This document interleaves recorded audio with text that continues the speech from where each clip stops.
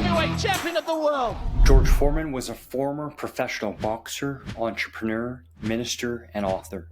In boxing, he competed between 1967 and 1997. Nicknamed Big George, he is a two-time world heavyweight champion and Olympic gold medalist. In this powerful documentary, I will show you exactly what I learned from Big George on how to stop drinking alcohol once and for all. But first, let's go right back to the very beginning where it all started. Born in Marshall, Texas, he grew up in Houston's rough 5th Ward district. By his own admission, he was a punk, a self-proclaimed thug. He dropped out of school in the 9th grade and ran with street gangs. One night after robbing and mugging, he was chased by the police and was caught hiding underneath a home. He knew right then and there he had to change his ways. He saw an advertisement for the Job Corp from Jim Brown, a famous football star. It wasn't until he joined the Job Corp in 1965, which is the nation's largest free career training and education program for low-income young adults, that George got some direction in his life. There he started to enjoy learning and reading, and for the first time ate 3 meals in one day. He did, however, fall into old habits and got into some fights, which led him to connecting with boxing trainer Doc Brodus, who encouraged him to apply his fighting skills in the ring. At age 17, he started his journey into the boxing world. Foreman adapted quickly and was named to the U.S. Olympic boxing team for the 1968 Olympics in Mexico City. In October of 1968, Foreman won the gold medal in the heavyweight division with a second-round technical knockout. Now right here is point number 1. In order to be great at something, you have to give up all that is bad. On George's 19th birthday, he got so drunk that he didn't even remember beating up his friend. In his words, "It shook me so much that I decided to never take alcohol ever again, and I never have since then. I wouldn't be where I am today if I hadn't quit smoking and drinking." You will never reach your full potential if you consume alcohol. Full stop. Now George, clean and sober, went pro shortly after winning gold and meeting the president. Coming up through the heavyweight division, he was an absolute beast, a monster who till this day was thought of as having the most thumping knockout power. He was 37-0 before his first real test, fighting the great Joe Frazier. The Sunshine Showdown took place in 1973 in Kingston, Jamaica, with Foreman dominating the fight to win the championship by TKO. In ABC's rebroadcast, Howard Cosell made the memorable call, "Down goes Frazier, down goes Frazier."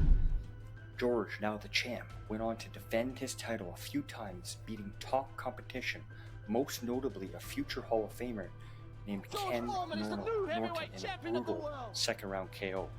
Now fast forward to one of the most iconic nights in boxing history, the Rumble in the Jungle.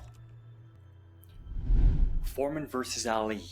In the second round, Ali retreated to the ropes, shielding his head and hitting Foreman in the face every opportunity he had. Foreman dug vicious body punches into Ali's sides. However, Foreman was unable to land many big punches to Ali's head. Ali had been known as a fighter of speed and movement, but the rope-a-dope technique worked exactly to plan. Ali continued to take heavy punishment to the body in exchange for the opportunity to land a hard jolt to Foreman's head.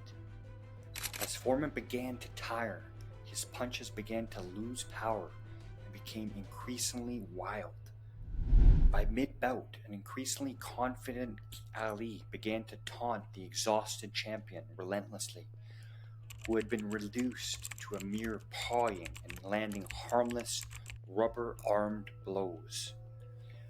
Late in the 8th round, Ali came off the ropes with a series of hard and more accurate right hooks to the side and the back of Foreman's head, leaving him dazed and careening backwards. After landing a two-punch flurry squared him up, Ali ended the bout with a combination of a solid left hook and a straight right flush to the jaw that sent Foreman windmilling hard to the canvas. And for the first time, he had been down in his career. Counted out at 10, Foreman was left embarrassed, confused, and decimated at the loss. Point number 2 I want to make: stop making excuses for your drinking habit. Alcohol is a highly addictive drug, and you got addicted to it. And now it's your job to realize that and start working to get your life back. Stop blaming others or complaining about people, places, and situations. You can get help with this, but realize that you are the only one to get yourself out of this, and you have to be accountable, and you have to do the work. When George lost to Ali, he made all kinds of excuses, saying that he was drugged, the ropes were too loose, etc. In reality, he was humbled by a smarter, more experienced, savvy fighter. Big George was naive that night, thinking the stalking, walk through him and unload strategy would work. The third point I want to drive home is stop being so naive to the fact that your drinking might be hurting you and the ones that you love. Your actions have consequences to your wife, children, co-workers, family, and friends.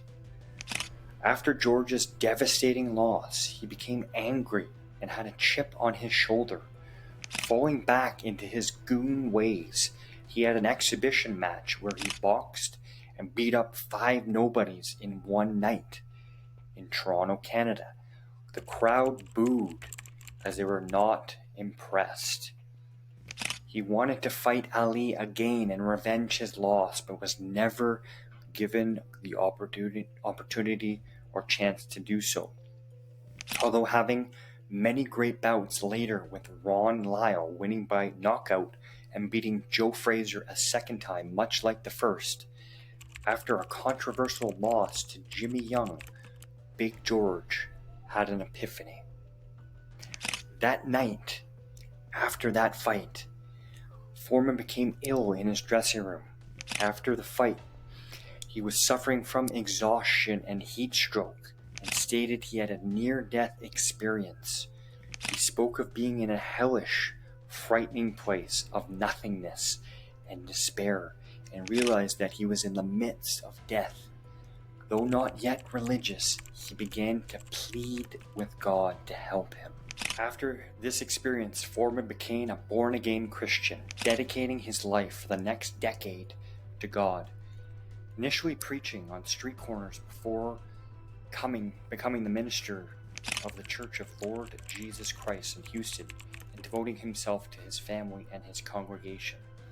He also opened a youth center that bears his name.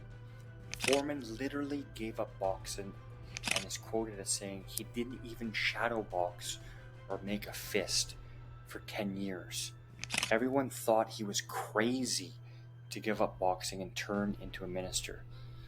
Now, point 4 I want to drive home is stop caring what people think of you. As long as you're not hurting anyone, do your thing in life.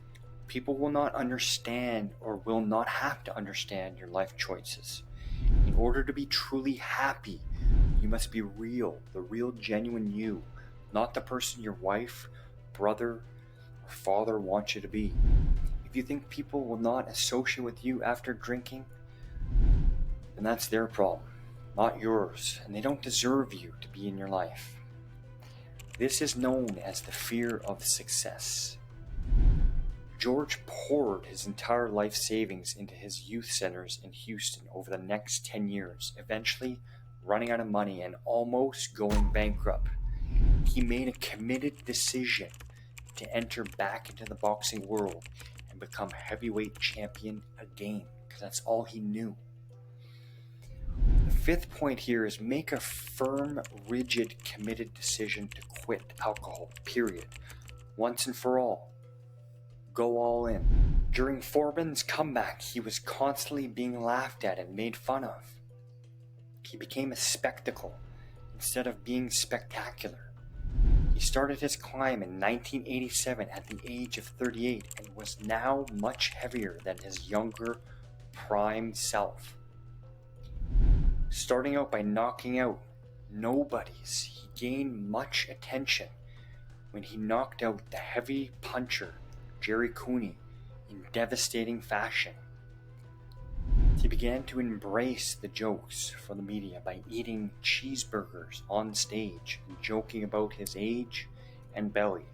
He began to be a fan favorite after massive sales of his lean, mean grilling machine took off and many other endorsement deals. Foreman was given the opportunity after 4 years in his comeback to challenge undisputed heavyweight champion Evander the Real Deal Holyfield for the world title. Very few boxing experts gave the 42-year-old Foreman a chance. Foreman, who weighed in at 257 pounds, began the contest by marching forward, absorbing several of Holyfield's best combinations and occasionally landing a powerful swing of his own. Holyfield proved too tough and too agile to knock down and was well ahead on points. But Foreman surprised many by lasting the full 12 rounds. George was then given another shot at the title when he fought the young Tommy Morrison for the vacant WBO title.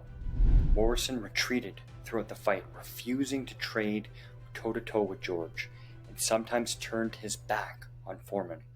The strategy paid off, and he outboxed Foreman from the long range. After 12 rounds, Morrison won a unanimous decision. Many now thought that George's hopes of becoming the new heavyweight champion again was just a pipe dream, and he was too old, too slow, and too fat. The last and final point I want to give up is to never, ever give up. Never surrender or quit no matter what. If you relapse, don't dwell on it. Get back on that horse. Think of all the reasons why you started this journey in the first place. In 1994, Foreman again sought out the challenge for the World Heavyweight Championship after Michael Moorer had beaten Holyfield for all the titles. Having lost his last fight against Morrison, Foreman was unranked and in no position to demand another title shot. His relatively high profile, however, made a title shot against Moorer possible.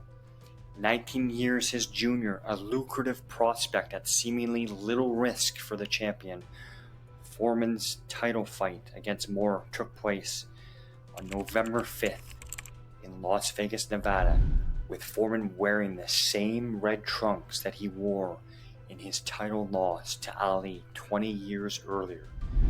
This time, however, Foreman was a substantial underdog. For 9 rounds, Moorer easily outboxed him, hitting and moving away while Foreman chugged forward, seemingly unable to pull the trigger on his punches. Entering the 10th round, Foreman was trailing on all scorecards. However, he launched a comeback in the 10th round and hit Moorer with a number of punches. Then a short right hand caught Moorer on the top of his chin, gashing open his bottom lip, and he collapsed to the canvas. He laid flat on the canvas as the referee counted him out. In an instant, Foreman became at age 45 the oldest fighter ever to win a World Heavyweight Championship, a record that stands to this very day.